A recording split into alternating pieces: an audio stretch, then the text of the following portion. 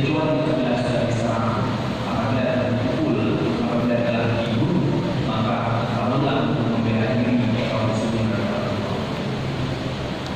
Kaum muslimin sekalian, dengan hidup-hidupnya, begitu presiden dan hidup legislatif kita hari ini, Allah Subhanahu wa Ta'ala mentakdirkan itu terjadi di bulan-bulan yang mulia, dan nanti juga kita memiliki 17 April, tentunya sampai sebulan kita sudah masuk di bulan Ramadan. Takdirnya seperti ini. Pertanyaannya berikutnya, kaum muslimin Allah, bulan-bulan yang bermulia ini di bulan Haram dan di bulan Sya'ban yang Rasulullah katakan kepada Allah, dan bulan Ramadan yang bermulia itu mampukah kita semua menjaga diri kita dengan baik, menjaga akhlak kita dengan baik, untuk tidak menipu, untuk tidak mempersulit, untuk tidak membuat kebencian dan kesucian kepada Allah, supaya pesta demokrasi ini menjadi sesuatu yang damai dan menghasilkan kebijakan-kebijakan memimpin waktu kita kalau sudah umat Allah benar-benar yang berkualitas. Kita harus menjaganya, karena sering sekali kalau sudah umat Allah, perpaduan itu membuat kita kehilangan kewawasan, membuat kita kehilangan akal sehat, membuat kita kehilangan cara berpikir yang benar. Masalah apa sekarang kalau sudah umat Allah sebenarnya bukan masalah baru-baru dalam Islam. Sejak pertama sekali syariat Allah ditegakkan di muka bumi, hukum dalam Islam selalu ada syaratnya, yaitu akil. Akil maknanya adalah berakal sehat, akal yang mestinya Allah. Sebagai kaum muslimin, tentu kita semua ingin memberikan kontribusi terbaik kepada negeri ini, kaum muslimin Allah. Oleh karena itu, ketika kita dihadapkan kepada pemilihan memiliki dan waktu kita, saya pikir secara religius, secara pandangan keimanan, sederhana sekali yang kita memilih. Yang pertama, kaum muslimin Allah, paling tidak ada bulan Sya'ban dan bulan dari Ramadan ini sederhana saja. Pertama, ikutilah yang paling dalam bulan kita. Bertaktiklah kaum muslimin Allah dengannya. Bertaktik datanya adalah bulan ini. Karena kita menggunakan bulan kaum muslimin Allah, maka jangan pernah begini karena hoax. Hoax itu kaum muslimin Allah membuat kita salah berpikir, membuat kita salah mendapatkan informasi. Apalagi sempat dalam hati saudara-saudara kita, muslimin Allah hanya dengan kita hoax. Dari sini dibutuhkan kematangan dan kedewasaan sekali dalam mengelola informasi yang kita dapati. Jangan menggunakan hoax. Kalau sudah berubah. Yang kedua, pilihlah pemimpin waktu kita sudah berubah yang mencintai rakyatnya, dan itu pun kalau sudah berubah seharusnya akan mencintainya. 85% adalah kaum muslimin di negeri ini, yakni sampai 90% kaum muslimin berubah. Urusan umat Islam ini harus dikelola oleh orang yang mengerti tentang Islam. Dan kita melihat misalnya ada kelompok masyarakat atau kelompok harta yang memberikan pembukaan syariat Islam bagi anggotanya misalnya, supaya ketika mereka ada di sana mereka memudahkan syariat Islam. Kaum muslimin berubah. Jangan jadi mereka menjadi orang yang hidup Islam, yang tidak membela Islam, yang mengerti prioritas dalam bekerja. Syariat Islam adalah solusi dalam kehidupan kita. Kaum muslimin berubah. Yang ketiga, kita mungkin tidak ada yang bersama, diintimidasi, bebas sendiri menurut hati kita yang paling dalam, dengan kita berarti ulang ditalakkan di sana dengan semangat bertanggung jawab kepada Allah, dengan dengan semangat bertanggung jawab di Allah, bahwasanya apa yang kita lakukan akan kita efek dari manusia yang kita ada di akhirat. Kaum muslimin berubah. Karena terkadang menjadi berbahaya dalam situasi kondisi sama seperti sekarang ini, pasangan itu terkadang kita ada seorang. Ada orang yang mencinta karena pasangan, dan ada orang yang mencinta karena provokasi. Jadi jangan mencinta karena paksa dan jangan mencinta karena provokasi.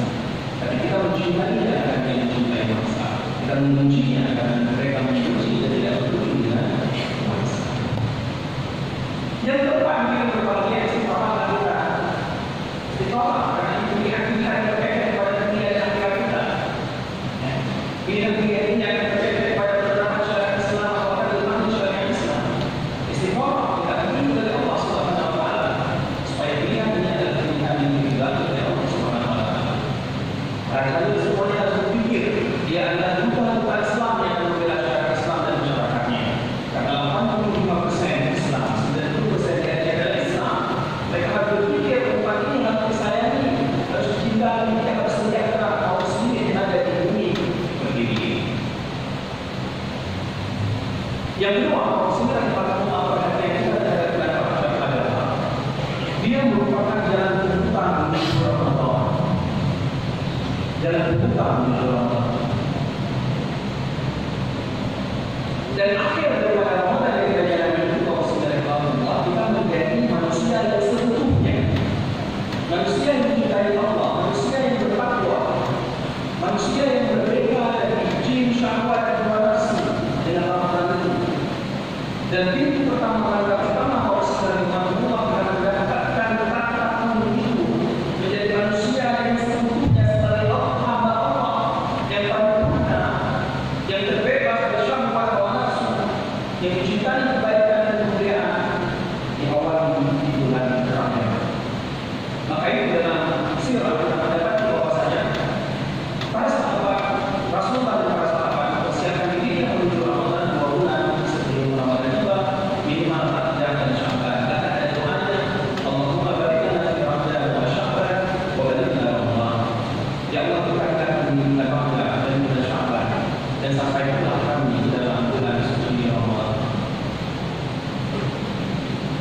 Kalau pintu ini tidak kita buka, pintu awal masuk dalam Ramadan menuju ketakwaan tidak kita buka dengan aja, mustahil kalau sebenarnya Allah akan masuk dalam Ramadan dengan keimanan yang mulia, dengan mendekatkan diri kepada Allah yang sempurna. Tidak mungkin. Oleh karena itu, kalau sebenarnya Allah disebutkan bahwasanya Sya'ban itu adalah bulan untuk menanam, menemai bibit-bibit kebaikan. Sekarang ini sudah bisa kita programkan, kita keluarkan sholat ibadah kita, tilawah kita, memperbanyak puasa, haji, meningkatkan amal soleh, itu kita semangat di bulan Ramadan. Dan bulan Sya'ban kalau sebenarnya kita rawat, jadi kita pelihara, jadi kita jaga keistimewaan-nya yang sudah kita amalkan, kita jaga, kita rawat, wanita dan kualitasnya baik, ikhlasnya bagus, syaratnya sempurna terpenuhi. Dan bulan Ramadan kalau sebenarnya Allah adalah bulan kemarinnya, nikmat, ibadah sunnah, ibadah meningkat, ibadah khusyuk, ibadah. Dan pada saat kita kemarin kalau sebenarnya Allah di bulan Ramadan, maka di bulan Allah kita bergembira dengan hasil panen itu. Kita tidak akan pernah bisa memanen kalau kita tidak akan bisa bergembira dengan hasil itu kalau kita tidak pernah memanen. Dan kita tidak akan bisa memanen tanaman kita kalau kita tidak menyiramnya dan tidak merawatnya dengan Sya'ban. Dan mustahil kita akan menyiram. Kita tidak, kalau kita tidak pernah menyemai bibitnya, kalau sebenarnya Allah di bulan Ramadan. Tapi secara simbolik kalau sebenarnya Allah, pernyataan tadi dari Sya'ban itu Ramadan itu adalah menemai dan seterusnya. Secara simbolik itu bermakna pada sebuah siklus, kepada sebuah siklus, sebagai sebuah pertukaran. Kalau kita ingin mendapatkan takwa, kebaikan dan kemuliaan, siklus manusia yang mulia adalah bukan Allah yang menemai. Dan kalau secara dibangun secara simbolik disebutkan itu Tuhan disemai dirinya. Jadi siklusnya harus ada pertumbuhan dan peningkatan amal soleh kita. Dari bulan kerajaan yang diberi yang telah kita semai dan tidak terlalu kuat kita ada perbuatan beribadah. Di bulan Sya'ban kalau sudah 50 kita sudah mulai berawalnya, sudah mulai meningkat, sudah mulai menuju pada puncak. Dan bulan Ramadan kalau sudah 50 kita mulai. Jadi bukan itu dari bibit dia tumbuh ketika dirawat dari pohon dan batang dia tumbuh, ada progresnya, ada siklusnya, ada peningkatannya. Jadi intinya harus kita keluar. Jadi kita semua meningkatkan amal soleh kita. Kita remaja, kita Sya'ban harus ada progres peningkatan karena siklus menuju kepada ketakwaan, kemuliaan, ketaatan dan bebas dari syahwat dan nafsu. Siklusnya di bulan terakhir. Apalagi dia bulan Ramadan. Kalau nggak biasa sekarang tidak berbohong, nanti akan gampang sekali berbohong dalam bulan Ramadan. Padahal Ramadan berbohong itu bisa menghapuskan pahala puasa, akan bisa membatalkan puasa. Kaum muslimin maka kita adalah Pak Budi naik ini. Karena mudah biasanya sebelum itu untuk berbohong, untuk ngomong asal. Kaum muslimin. Yang ketiga, ini dimuliakan Allah Subhanahu wa Ta'ala.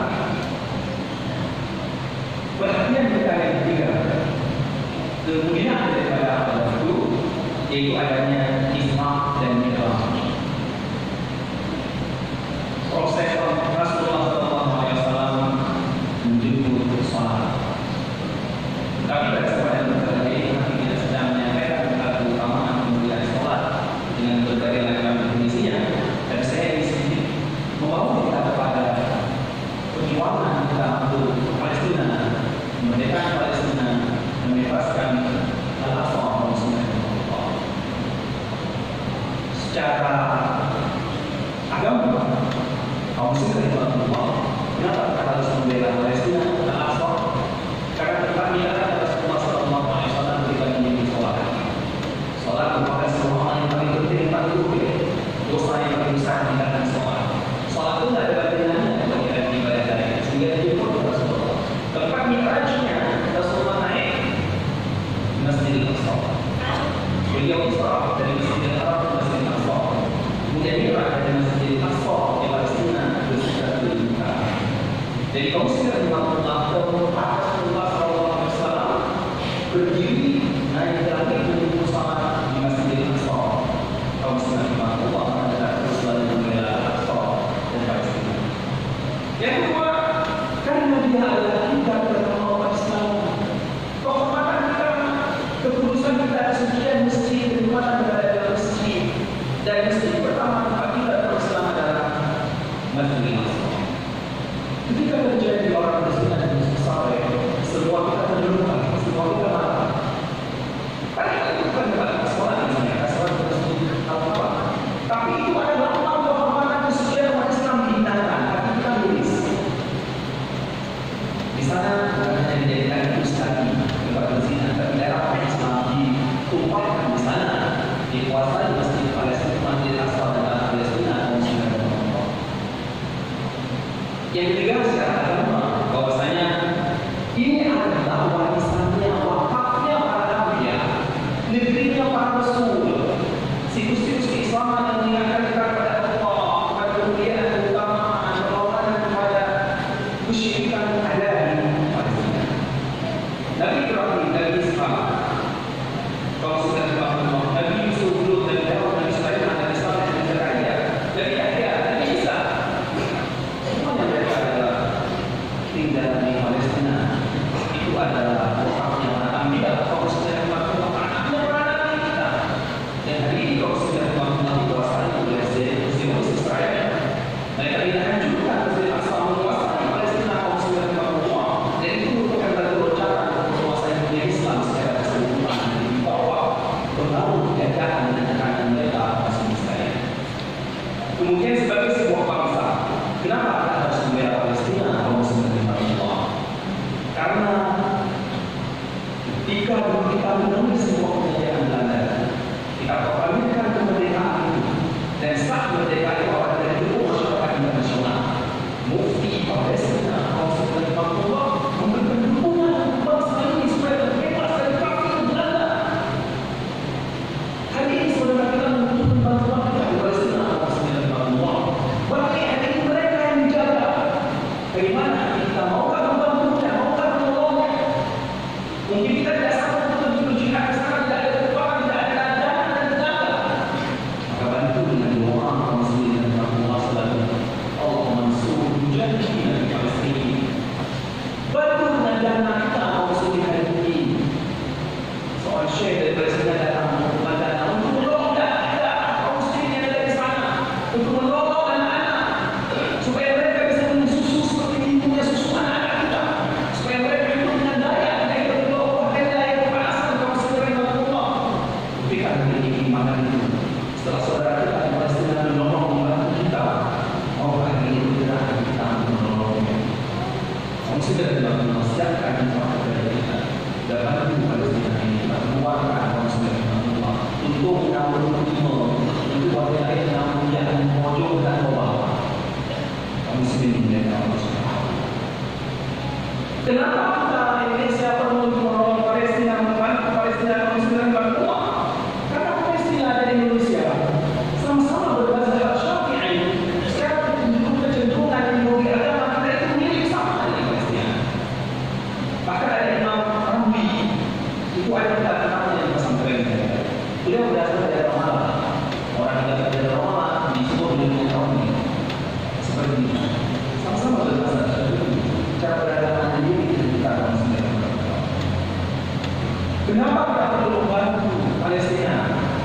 Bisa jadi kalau sudah Allah seperti cerita Nabi Musa. Wajah orang belum dimaksud Madinah biasa. Datang seseorang dari tempat yang jauh berkata kepada Musa, ya Musa, sesungguhnya para raja itu menghukum. Aku beri nasihat bahwa kamu selamat dengan dosa. Disebutkan dalam Al-Quran Aqsa dalam dari jauh. Nama Al-Aqsa itu kalau sudah kita luas, secara lupa secara bahasa tertentu karena orang yang dan orang Kristen ortodok kalau datang ke gereja mereka untuk komplek yang langsung. Sedangkan orang Islam datangnya ada jauh dari bawah. Sehingga orang yang datangnya jauh dari Mesir itu disebut Aqsa jauh. Itu namanya adalah Quran. Secara bahasa tertentu seperti ini. Laki-laki tadi datangnya ke jauh. Indonesia jauh dari Palestina. Tapi perbedaan begini. Indonesia yang Aqsa dari Palestina. Indonesia namanya membebaskan Palestina ini seperti Palestina dan Indonesia untuk merdeka. Dan kalau orang-orang yang sangat jauh dari Palestina Aqsa dari ini memberikan bantuan, doa dan pikirannya kepada saudaranya yang kaum muslimin Allah, mudah-mudahan doa itu dijawab oleh Allah dengan makna ini dan Palestina yang Allah akan luas dan negeri merdeka yang salah satu penopang kemerdekaan itu adalah saudara yang Aqsa yang jauh dari Palestina yaitu orang-orang Islam yang ada di demikian dapat kami sampaikan semua teman-teman yang sendiri juga ada teman sekalian yang berhadir di rumah Allah mulia ini. Mari bersama-sama muslim dan Allah jaga kehormatan bulan Ramadan ini walaupun di tengah suasana yang begitu politik jagalah kita dalam sikap kita. Jadi jangan jadi sukses belum tentu dosa pasti kami jadi orang terus. Jaga mari bersama-sama kaum muslim dan Allah. Ya. Kemudian yang kedua ini adalah bulan pembuka menuju ketakwaan. Mari kita berkaya sebesar-besarnya dengan banyak amal iman kepada Allah. Yang ketiga, dan pernah merupakan Palestina sebagai wakaf warisan dia kepada Nabi dan Rasulullah SAW. Semoga teman-teman di sini juga dalam masalah yang berkaitan dengan rumah Allah mulia ini yang benar dari Allah Subhanahu Wa Taala yang selalu menjadikan seluruh manusia yang dengan kelemahan dan ketaifan melakukan kepada diri kami dari masa yang akan datang. Alhamdulillah, alhamdulillahilladzi an'ama 'alaina bi ni'matil iman wal Islam. Asyhadu an la ilaha illallah wahdahu la syarika lahu wa asyhadu anna Muhammadan abduhu wa rasuluhu la nabiyya ba'dahu. Allahumma shalli ala sayyidina Muhammad wa ala alihi wa sahbihi ajma'in. Amma ba'du fa ya ibadallah, ittaqullaha haqqa tuqatih wa la tamutunna illa wa antum muslimun. Wa tazawwadu fa inna khayra zadi taqwa. فقال الله تعالى في القرآن الكريم أعوذ بالله من الشيطان الرجيم بسم الله الرحمن الرحيم والعصر إن الإنسان لفي خسر إلا الذين آمنوا وعملوا الصالحات وتواصوا بالحق وتواصوا بالصبر. بارك الله لي ولكم في القرآن الكريم ونفعني